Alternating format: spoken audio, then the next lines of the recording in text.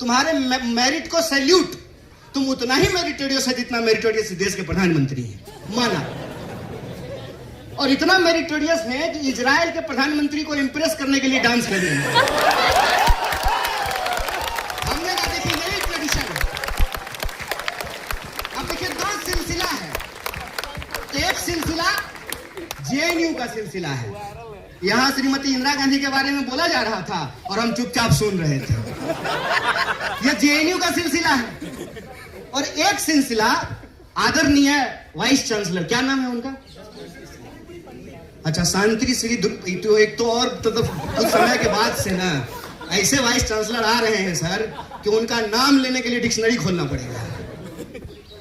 तो एक उनका सिलसिला है, जेएनयू के विरोध का सिलसिला। ये आइडिया का लड़ाई है। उसमें क्या है ना कि प्रधानमंत्री डांस करते हैं इजराइल को इंप्रेस करने के लिए, वाइस चांसलर डांस कर रहे हैं प्रधानमंत्री को इंप्रेस करने के लिए। और क्या हो रहा है मुझे बता दीजिए तो जरा। एडमिनिस्ट्रेशन में लेटने का कंपटीशन है सर। ऐसा नहीं कि नॉर्मल झुक करके साष्टांग प्रणाम करना है, जमीन को चाट चाट करके कुआं खोद देना है वहां पर। तो एक जेएनयू की संघर्ष की परंपरा और एक यह सिलसिला है। एक जो है ना नमस्ते सदा वत्सले की परंपरा है कि संघर्ष मत करो, माँ बाप के कृपा से अपनी जाति गिना दो, कुल धर्म के नाम से जो है अपना धर्म गिना दो, दूसरे के कर्म को अपना कर्म बता करके अपना अधिकार सुनिश्चित कर लो। माना कि तुम बहुत मेरिटोरियस हो, हम भी थे, हमको कौन सा जो है फ्री में नंबर दे करके जेएनयू एडमिशन हो गया था। सर आप इंटरव्यू में थोड़ा भी मदद किए थे हमको। इंटरव्यू दे दिए तो कहते हैं पटनायक सर पहले क्यों नहीं बताया जी। बोले पहले बताते तो क्या होता। नहीं वैसे ही पूछ रहे हैं, वैसे इंटरव्यू तुम्हारा बहुत अच्छा गया। हम बोले बहुत अच्छा टीचर है, इंटरव्यू के बाद कह रहे हैं। आप सभी तो मेरिटोरियस है ना। ये चारों जो जीत के आए हैं ये मेरिटोरियस नहीं है। ये भी तो आए हैं एडमिनिस्ट्रेशन का एग्जाम दे करके, ये भी तो एंट्रेंस निकाल करके आए हैं, ये भी तो पढ़ते हैं। इनको कौन से अनुकंपा पे यहाँ एडमिशन हो गया है। तो हम प्रवेश कर गए हैं, ट्रेन में हमको जगह मिल गई है, दूसरे को नहीं बैठने देना है। ये वही मानसिकता है। किसी तरह से मेरिट नहीं भी हो, जात दिखा के धर्म दिखा करके पांव पकड़ करके सत्ता के सामने नतमस्तक हो करके कोई जगह पा लिए हैं, दूसरे को नहीं घुसने देना है। ये वही मानसिकता है।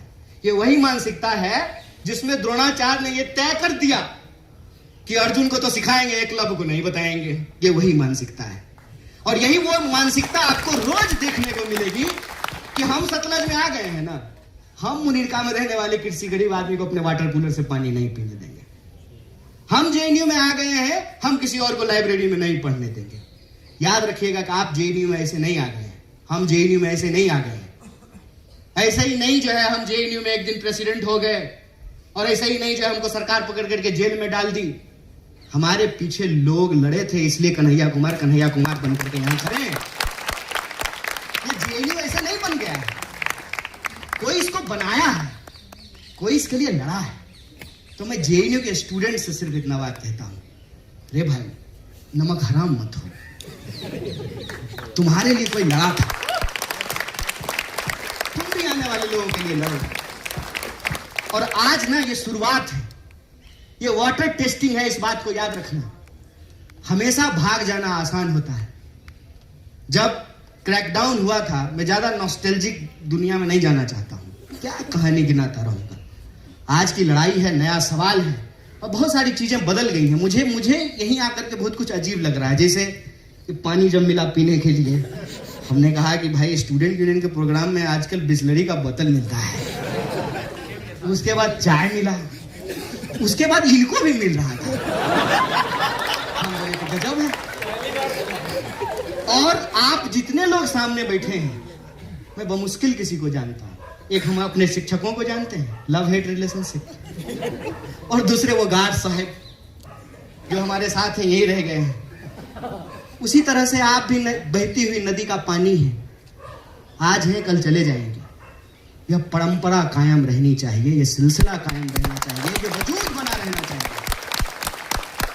कि कल को फिर जेएनयू की सीढ़ियों पे खड़ा होकर के कोई नौजवान इश्क करने की हिम्मत करे और सत्ता की आंख में आंख डाल करके सवाल पूछने का हिम्मत करे।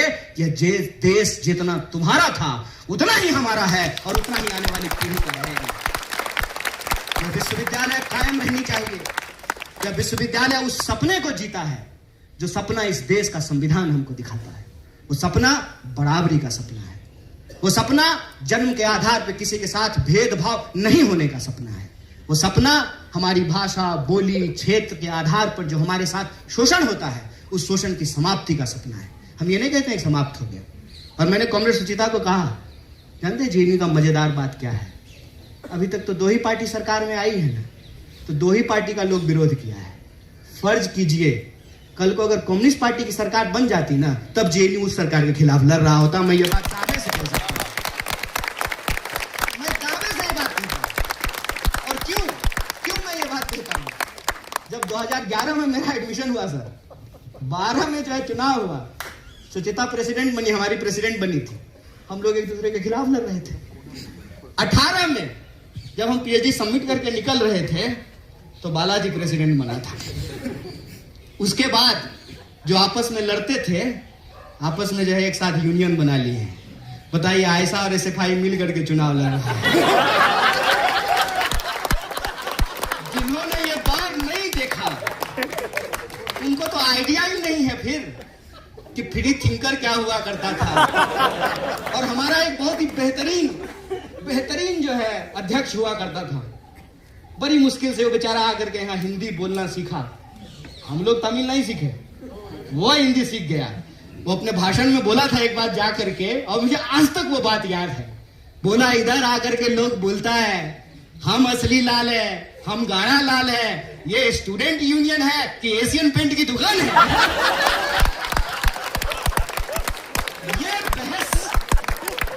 ये बहस हमेशा इस विश्वविद्यालय में रहेगा। और इसीलिए नेहरू की जो प्रतिमा लगी हुई है, उस प्रतिमा के बाहर एक बात लिखी हुई है, क्रिटिकलिटी को प्रोटेक्ट करना, क्रिटिकल अंडरस्टैंडिंग को आगे बढ़ाना ही विश्वविद्यालय का काम है। हो सकती है कि इसमें बहुत सारी कमियां हो, लेकिन हमको इस बात का गर्व है कि इस देश में बखूबी कोई विश्वविद्यालय अगर इस भूमिका को निभा रहा है तो उसका नाम जेएनयू है। इसीलिए जब हम कहते हैं वी आर जेएनयू, तो हम गर्व महसूस करते हैं।